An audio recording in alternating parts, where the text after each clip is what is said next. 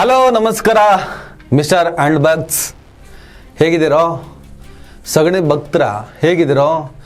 ತಲೆಯಲ್ಲಿ ಸಗಣಿ ಇದೆಯಲ್ಲ, ಅದನ್ನು ಸ್ವಲ್ಪ ಗಂಜಲ ಹಾಕಿ ತೊಳ್ಕೊಂಬಿಟ್ರು. ಒಂದಿಷ್ಟು ವಾಸ್ತವವನ್ನು ಅರ್ಥ ಮಾಡಿಕೊಟ್ರು. ಪ್ರಾಕ್ಟಿಕಲ್ ಆದಂಥ ಥಿಂಕಿಂಗ್ ಇರಲಿ. ಗ್ಯಾಸ್ ಬುಕ್ ಮಾಡಿದ್ರ ಜನ ಬೀದಿಗೆ ಬರ್ತಾ ಇದ್ದಾರೆ. ಗ್ಯಾಸಿನ ಕೊರತೆ. ಡೊಮೆಸ್ಟಿಕ್ ಸಿಲಿಂಡರ್ ಬಗ್ಗೆ ಮಾತಾಡಲೇಬೇಕು. ಹೋಟೆಲ್ಗಳು ಮುಚ್ತಾ ಇದ್ದಾರೆ. ಸೀಮಿತವಾದಂತಹ ಮೆನುವನ್ನು ಇಟ್ಟು ಗ್ಯಾಸ್ ಇಲ್ಲ ಅಂತ ಕೂಡಾಡ್ತಿದ್ದಾರೆ. ಜನ ಕೂಡ ಅಡುಗೆಗೆ ಅನಿಲವಿಲ್ಲದೆ ಕೊರಗೋದಕ್ಕೆ ಶುರು ಮಾಡಿದ್ದಾರೆ. ಕೊರಗುವವರ ಸಾಲಿನಲ್ಲಿ ಯುದ್ಧೋನ್ಮಾದ ಇದ್ದವರು ಇದ್ದಾರೆ, ಯುದ್ಧ ಬೇಡ ಅಂದವರು ಇದ್ದಾರೆ. ಏನು ಬೇಕಾದ್ರೆ ಆಗಲಿ, ಇರಾನ್ ಭೂಪಟದಿಂದ ನಾಶ ಆಗ್ಬಿಡ್ಬೇಕು. ಏನು ವಾಸ್ತವನ?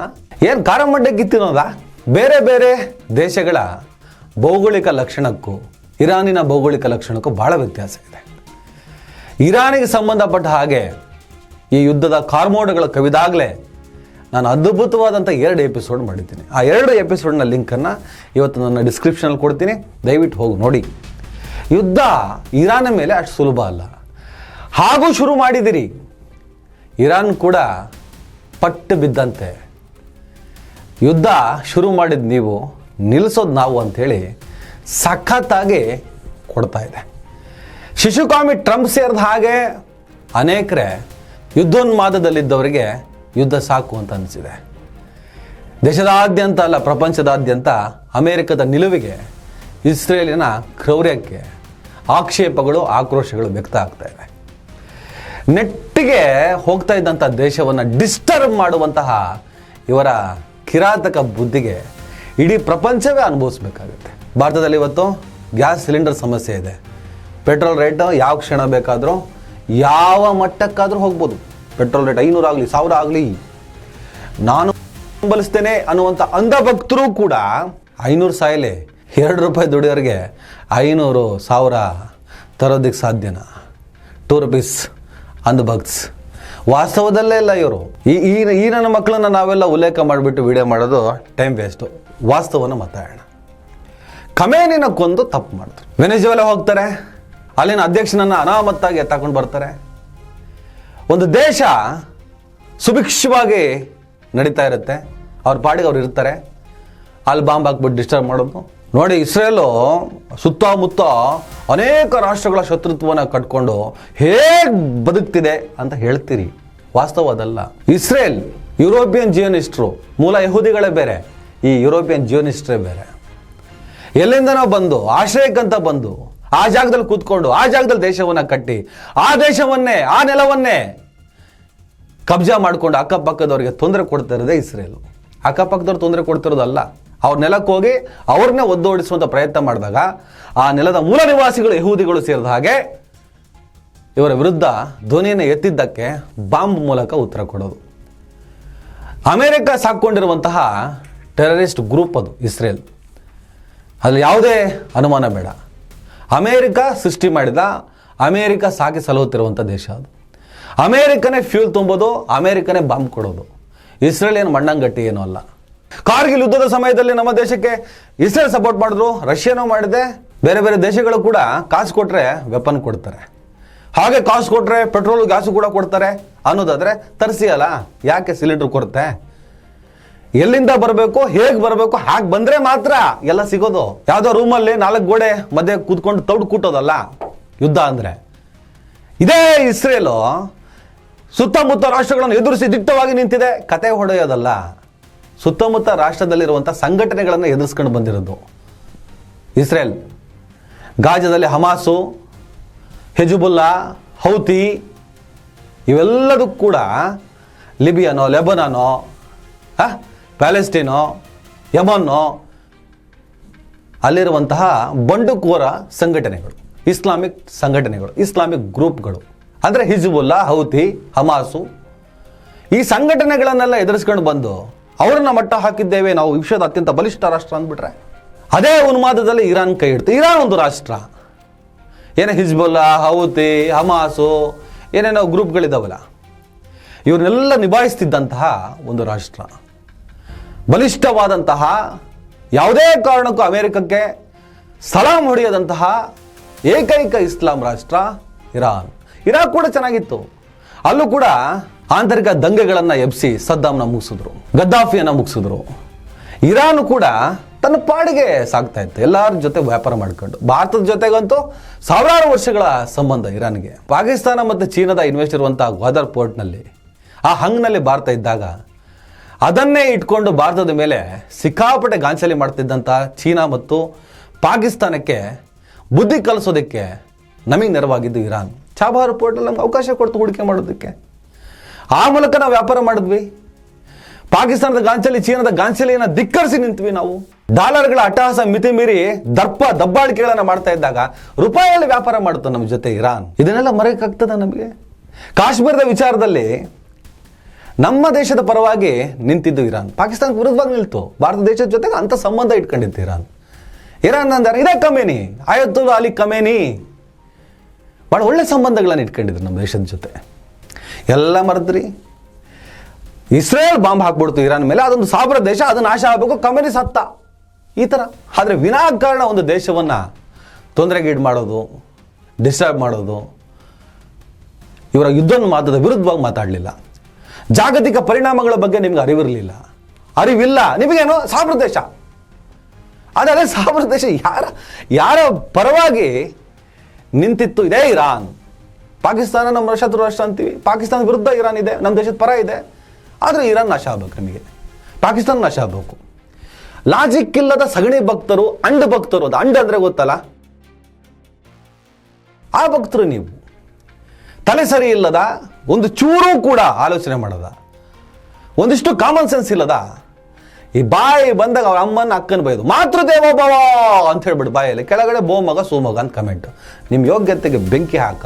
ಕಮೇನಿ ವೆರಿ ಗುಡ್ ಲೀಡರ್, ಪರಮೋಚ್ಚ ನಾಯಕ, ಸುಪ್ರೀಂ ಲೀಡರ್. ಅದ್ಭುತವಾಗಿ ಆ ದೇಶವನ್ನು ಕಟ್ಟೋದು, ಒಳ್ಳೆ ರೀತಿ ಸಾಕ್ಷರತೆ ಇತ್ತು. ಕಮೇನಿ ಬರೋದಕ್ಕಿಂತ ಮುಂಚೆ ಅದನ್ನ ಅಮೆರಿಕ ಸಾಕಿದಂತ ನಾಯಿ ಇದನ್ನಲ್ಲ ರೆಹಜಾ. ಕಮೇನಿ ಆಡಳಿತ ಬರೋಕ್ಕಿಂತ ಮುಂಚೆ ಇತ್ತಲ್ಲ, ಇರಾನಿನ ಸಾಕ್ಷರತೆ 25% ಇತ್ತು, 98% ಇದೆ ಇವತ್ತು. ಮುಸಲ್ಮಾನ ಹೆಣ್ಣು ಮಕ್ಕಳನ್ನ ಬಹಳ ದೌರ್ಜನ್ಯ ಮಾಡ್ತಿದ್ದಾರೆ. ನೀವೇನು ಮಣ್ಣು ಮಾಡ್ತಾ ಇದ್ದೀರಾ ನನ್ನ ದೇಶದೊಳಗಡೆ? ಇರಾನ್ ಲೈಫ್ ಸ್ಟೈಲ್ ಅಂತ ಹೋಗ್ಬಿಟ್ಟು ಯೂಟ್ಯೂಬಲ್ಲಿ ಹೊಡಿರಿ, ಹಳೇದು 16 ವರ್ಷದ ಹಿಂದಿಂದೆ ಹುಡುಕಿ. ಅಲ್ಲೇನು ಹೆಣ್ಣು ಮಕ್ಕಳು ಹಾಕುವಂಥ ಆಧುನಿಕ ಡ್ರೆಸ್ಗಳು ನಮ್ಮ ದೇಶಕ್ಕೆ ಇನ್ನೂ ಬಂದೇ ಇಲ್ಲ. ಅಷ್ಟು ಫ್ರೀಡಮ್ ಅಲ್ಲಿದೆ. ಸುಮ್ಮನೆ ಇಷ್ಟು ಗಡ್ಡ ಬಿಟ್ಟರು ಕಮೇನಿ, ನೋಡಿದ ತಕ್ಷಣ ರಿಲಿಜಿಯಸ್ ಫೀಲ್ ಬರುತ್ತೆ. ಆದಮೇಲೆ ಕಟ್ಟರ್ರೆ. ಆ ಕಟ್ಟರನ್ನು ವಿರೋಧಿಸುವಂಥ ಈ ನಾಲಾಯಕ್ ತಾಲಿಬಾನಿಗಳನ್ನು ಒಳಗ್ಬಿಡ್ಕತ್ತಾರೆ.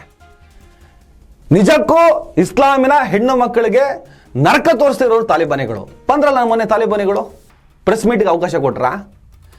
ನಮ್ಮ ದೇಶದ ಮಹಿಳಾ ಪತ್ರಕರ್ತರನ್ನೇ ಪ್ರೆಸ್ ಮೀಟಿಂದ ದೂರ ಇಡಬೇಕು ಅಂತಂದ್ರು.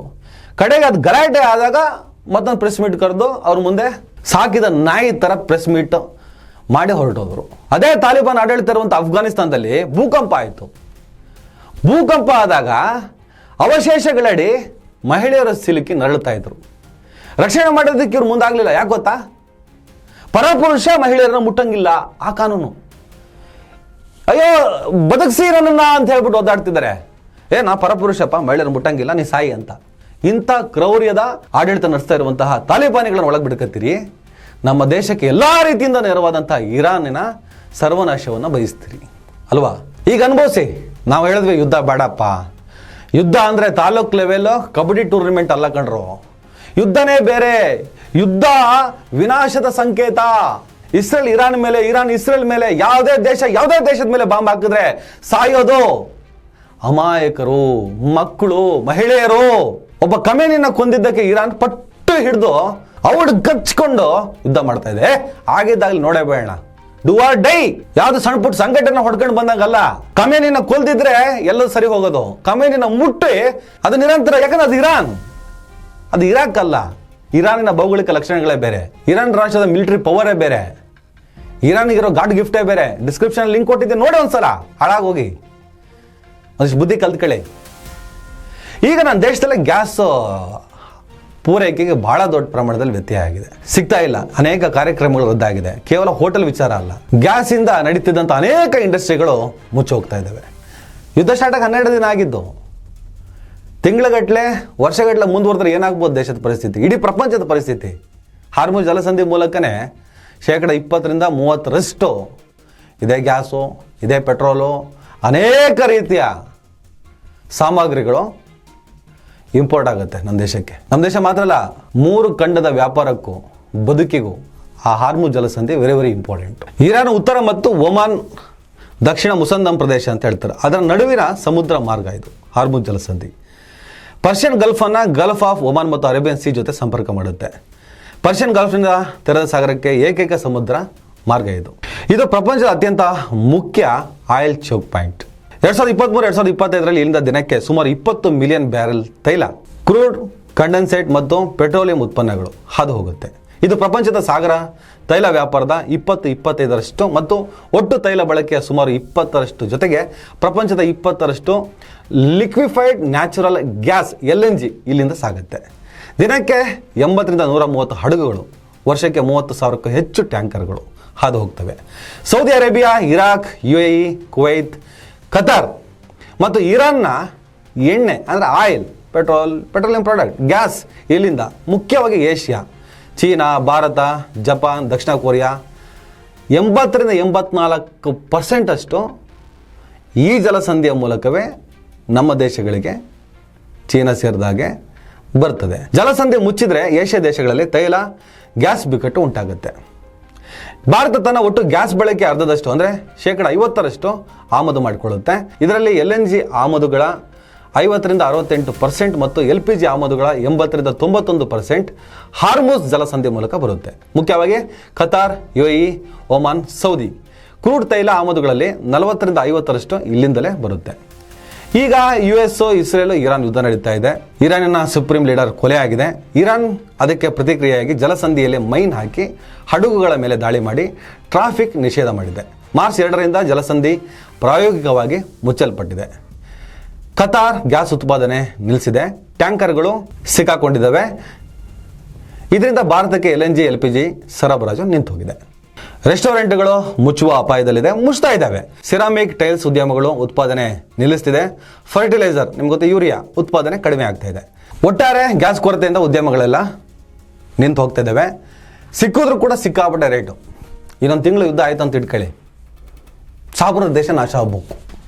ತಲೆಯಲ್ಲಿ ಸಗಣಿ ಇದೆ, ಹೋಟೆಲ್ ಗಂಜಲ ಇದೆ. ನಾಚಿಕೆ ಗೆಟ್ಟವರ ಇನ್ನಾದರೂ ಒಂದಿಷ್ಟು ಕಾಮನ್ ಸೆನ್ಸಿಂದ ಯೋಚನೆ ಮಾಡಿ. ಯುದ್ಧ ವಿನಾಶದ ಸಂಕೇತ. ನಾವು ನಮ್ಮ ದೇಶದಲ್ಲಿ ತುಂಬ ಸೇಫ್ ಆಗಿದ್ದೀವಿ ಅಂತ ಯಾರೋ ಮೊನ್ನೆ ಹೇಳ್ತಾ ಇದ್ದ.